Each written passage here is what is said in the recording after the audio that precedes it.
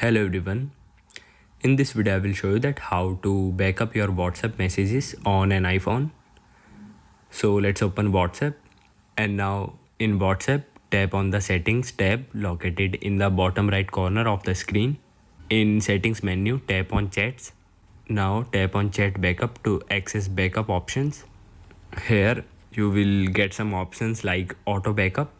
You can choose the frequency of automatic backups such as daily, weekly or monthly. You can turn off auto backups. Now you can enable this option include videos.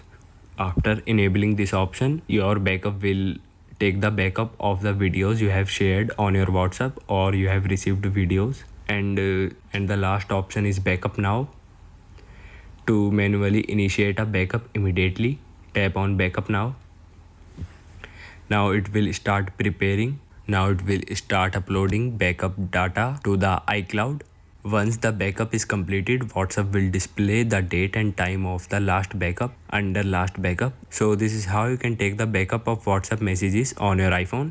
Thank you everyone.